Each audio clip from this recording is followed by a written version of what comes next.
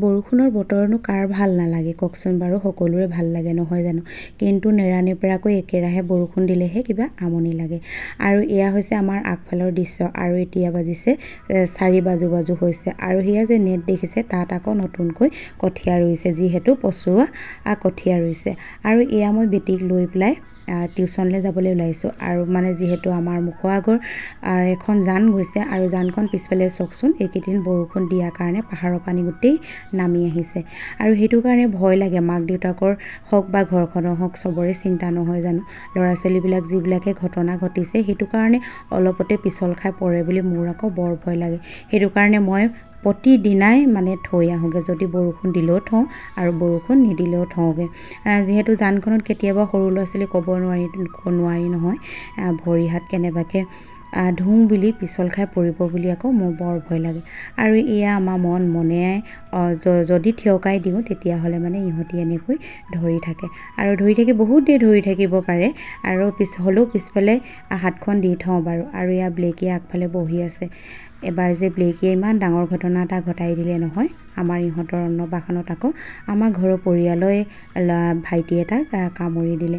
এনেকৈ বাৰু মানুহ নেকামুৰে, সি বোলে কিবা চিপছ খাই আছিলে, আৰু চিপছ খাই থাকোঁতে তাৰ হেনো নেমুডালত ধৰি পালে, আৰু তেনেকৈ ঘাওকৈ ধৰি দিলে। আৰু ধৰিলে কোমলীয়া হাত যে গোটেই মানে বাকুত খাই মানে একদম এৰাই গ'লগৈ। আৰু বেটা লাহে লাহে এয়া বগাবলৈ আৰম্ভ কৰিছে। আৰু এতিয়া ইহঁতৰ 10 মাহ সম্পূৰ্ণ হৈ 11 মাহত ভৰি দিব। আৰু মনটো ভালেই লাগিছে দিয়কচোন বাৰু, বগাইছে, তাৰপিছত লাহে লাহে খোজ কাঢ়িব, থিয় দঙা দিব। আৰু এয়া দেখিছেনে, এতিয়া এইকেইদিন ৰ'দ দিছে যে পুৰা গৰমত একেবাৰে কুকুৰেও ঠাহনি পোৱা নাই, ইয়াতে টাইলছতহে শুইছেহি। আৰু ককায়েকে আকৌ এনেকৈয়ে লাগি থাকে কিন্তু দেই, স্কুলৰ পৰা আহি লৈ অকল মানে ভাইহঁতৰ লগতে এনেকৈ লাগি থাকে, খুব ভাল পায়। ই যে ইমান মৰম কৰে নহয়, কি ক'ম আৰু মই। আৰু বাইকে আকৌ টিভি চাই আছে, সেইটো কাৰণে মানে ডাঙৰ বাইকে টিভি চাই আছে। আৰু এই লাহে লাহে বগাই ইয়াৰ পালেহি, দেখিছেনে বাৰু। আৰু চাওকচোন কেনেকুৱা মোচনত আছে। আৰু এইবিলাক স্মৃতি মই ধৰি ৰাখিছোঁ, যেতিয়া ইহঁতি ডাঙৰ হ'ব তেতিয়া যে ইহঁতি চাই খুব ভাল পাব। কেতিয়াবা আকৌ মোৰ নিজৰেই বিশ্বাস নহয়, মই যে 3টা ল'ৰা ছোৱালীৰ মাক বুলি। মানুহৰ আগত ক'বলৈ অকণমান বেয়াও লাগে দিয়কচোন, 3টা সন্তানৰ ল'ৰা ছোৱালী বুলি। মানুহবিলাকে আজিকালি অলপ হাঁহে। যেতিয়া মোৰ এই সন্তান দুটি হৈছিলে, গাত হওঁতে মানুহে নানা ৰকমৰ নানা কথা কৈছিলে। যিহেতু আমাৰ ডাঙৰ পৰিয়ালো 2জনী ছোৱালী আৰু ল'ৰা এটা, আৰু মোৰ বেটী আছে। আৰু কিহৰনো সন্তানৰ কথা আকৌ ভাবিব লাগে, লগতে থাকে যেতিয়া। আচলতে আমি একো নভবা নিচিন্তাকৈ ইহঁতি আমাৰ মাজলৈ আহিলে। সেইটো কাৰণে যেতিয়া ডক্তৰৰ ওচৰলৈ গৈছিলোঁ, তেতিয়া যে গৰ্ভত 2টা সন্তান আছে বুলি ক'লে, তেতিয়া মই আৰু আমাৰ মানুহজন খুব চখ হৈ গৈছিলোঁ। তেতিয়া হয়তো মনত আনন্দই লাগিছিলে নে দুখেই লাগিছিলে, একো ক'ব পৰা নাছিলোঁ। মুঠতে ইজনে সিজনে অকল চকুলৈ চাইছিলোঁ। যেতিয়া ৰাস্তাটো ভাবি আহি আছিলোঁ, ঘৰত কেনেকৈ ক'ম কি ক'ম একো পাৰেই পোৱা নাছিলোঁ। যেতিয়া ঘৰত আহি কৈছোঁহি, বাইদেউ আৰু মায়ে যে কিমান মনটোতে ভাল পাইছে, সেইটোৰ মানে সুখ কেতিয়াও আনৰ আগত প্ৰকাশ কৰিবলৈ নোৱাৰোঁ। যেতিয়া কৈছোঁ মোৰ চকুলো দুধাৰি বৈ গৈছিলে। কিন্তু মানুহে হাঁহিলে কি হ'ব, আৰু সন্তানৰ কথা আৰু তহঁতি আৰু নিবিচাৰিবি। কিন্তু যেতিয়া মানুহৰ সন্তানৰ কপালত থাকে, বা সন্তান হওক বা যিয়ে নহওক, ভাগ্যত যিকোনো লিখা থাকিলে সেইটো ভগৱানে দিবই, তুমি মই না কৰোঁ বুলি ক'লে নহ'ব। আৰু এয়া মটৰচাইকেলখন যে আগফালে থৈছে, এইখন বেটীৰ জন্ম হোৱাৰ পিছতে দেউতাকৰ লটাৰী ফুটিছিলে। মানুহবিলাকে কৈছিলে ছোৱালীজনী বৰ লক্ষী দেই, জন্ম হোৱাৰ পিছতে দেউতাকৰ এখন গাড়ী ফুটিলে।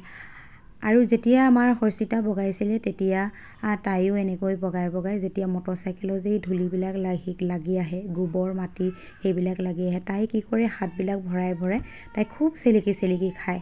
মই যেতিয়া মুখৰ আগত পাওঁ তেতিয়া হেৰি কৰি দিওঁ, যেতিয়া মই যদি নেদেখোঁ নহয়, কেতিয়াবা মনে মনে খোজকাঢ়ি আহি তাই এইবোৰ কাণ্ড কৰিছিলে। সি কত যে কি খাইছিলে। আৰু এয়া বেটী দেখিছেনে বাৰু, শুই আছে।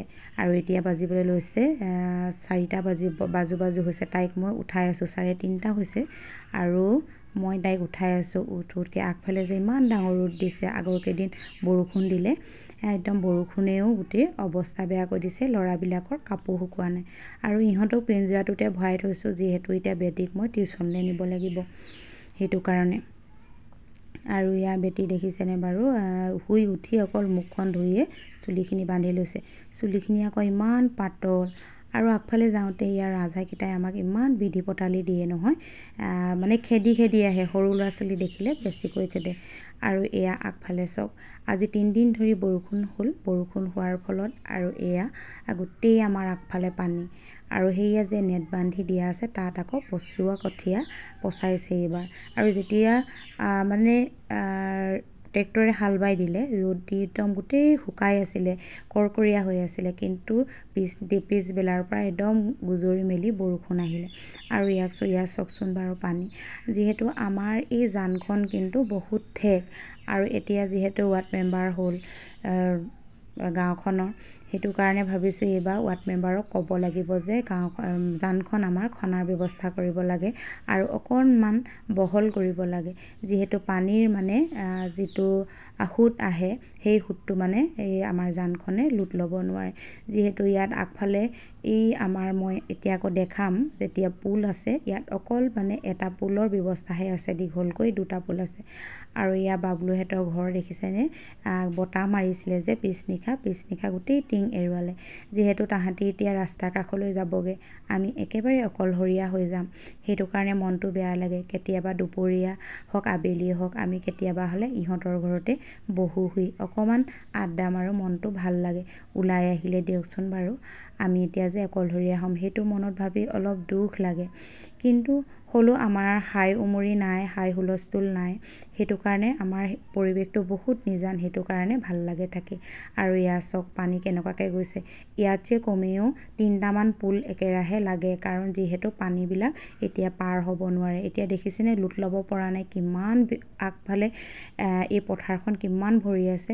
যদি এতিয়া খেতিৰ ছিজন হৈ আহিছে লাহে লাহে, আৰু যেতিয়া কঠীয়া ৰুব, তেতিয়া মানে যোৱা বছৰটো একেবাৰে ঢাক খাই আছিলে পানীয়ে, বহুত নষ্ট কৰিলে, খেতিৰ ইমান ভাল নহয়। আৰু মই বেটীক থৈ আহি এয়া বেটাহঁতৰ লগত আকৌ বহিছোঁ। আৰু দাদাকেনো কিমান চাব, বৰ্তাকে চাই। মই যিখন সময়ত স্কুল যাওঁ, তেওঁলোকে কিন্তু এইখিনি ল'ৰা বেটাহঁতক বহুত ধুনীয়াকৈ সময় দিয়ে, ঘৰখনৰ মানুহখিনি। সেইটো কাৰণে মই ঘৰখনৰ মানুহখিনিক কেতিয়াও কোনো কাৰণতে এৰিব নোৱাৰোঁ। আৰু এয়া লাহে লাহে সন্ধিয়া হৈ আহিছে, আৰু বেটীৰ এতিয়া কাইলৈৰ পৰা পৰীক্ষা, সেইটো কাৰণে মাকহঁতেতো বেছি গুৰুত্ব দিব লগা হৈছে নহয় জানো। আৰু ল'ৰা ছোৱালী অকল স্কুলত দিলেই নহ'ব, ঘৰতো মাক দেউতাকে অকণমান চাব লাগিব, তেতিয়াহে ল'ৰা ছোৱালীবিলাকে আগবাঢ়ি যাব পাৰিব। কিন্তু মই বেটীক যোৱা বছৰৰ পৰা একেবাৰে সময় দিব পৰা নাই। যিহেতু বেটাহঁত যেতিয়া গাত আছিলে, তেতিয়া মোৰ খুব বমি হৈছিলে, আৰু লগতে মানে মই খুব দুৰ্বল হৈ গৈছিলোঁ, একো বস্তু খালেও নৰৈছিলে। আৰু ইয়াৰ বেটীৰ লগত অলপ সময় দিছোঁ। আৰু এনেকৈ সময় দিওঁতে 8 বাজেগৈ। 8 বজাৰ পিছতে সামৰোঁ, তাৰপিছত মই পাকঘৰত সোমাওঁ। বাইদেৱেনো দিনৰ দিনটো কামেই কৰি থাকে, সেইটো কাৰণে তেওঁকো গধূলি সময়ত অলপ ৰেষ্ট দিবৰ প্ৰয়োজন হয়। আৰু ভিডিঅ'টো ইমানতে সামৰণি মাৰিছোঁ।